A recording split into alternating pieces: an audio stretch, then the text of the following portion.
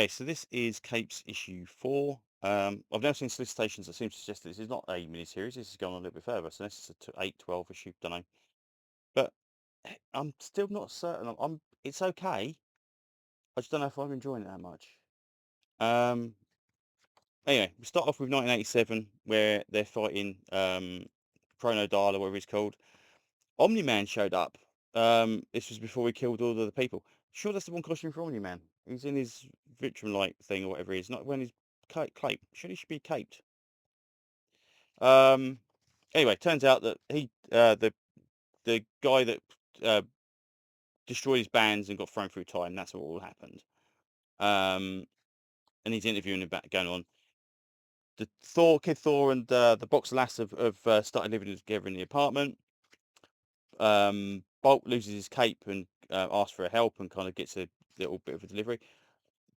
These two guys are kind of messing around. The guy who lost his partner is now head of capes, like I said, and apparently there's some weird time shift thing going on. It's something to do, which again, you're fighting a time travel crocodile, so they've just kind of shifted the timeline up. I'm not quite sure why they did that. Very strange. Anyway, he starts to experience powers after his meeting, which seems to suggest that the urn, which is what I said last issue, surely if you should be using that as a medallion or something, the urn apparently is allowed to give some powers. So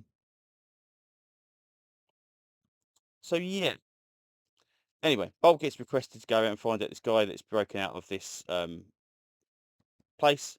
Meanwhile, this Iceman analog and the other guy just look around a very, very similar area, and they see this kind of twirly beam thing. And it turns out that the captain's also been his wife divorced him or whatever because he thought he was dead and all this kind of stuff. He's powering up. He can now leap tall buildings in a single bound rather than fly, but he can do that.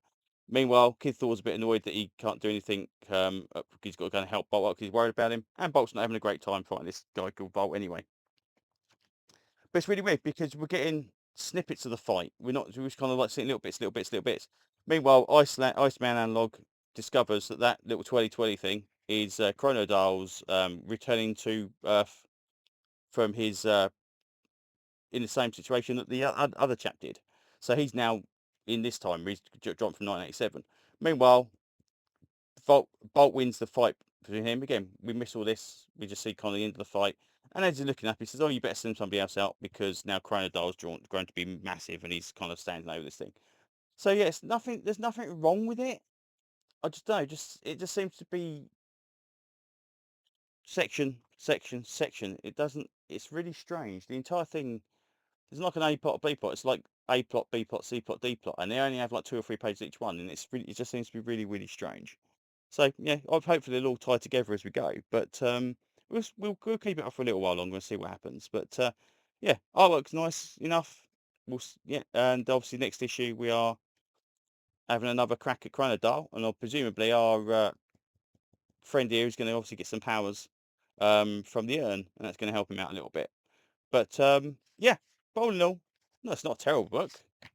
Obviously, it does tie into the Invincible Universe, which is what I was afraid said a bit. It seemed a bit strange. It didn't. But yeah, I swear that's the continuity error. I swear he should be wearing a cape and like his original kind of Superman style costume. But there you go. Anyway, I think that's pretty much what I can say about this one so far. So thanks for listening, and hopefully I will see you on another video very soon. Bye bye.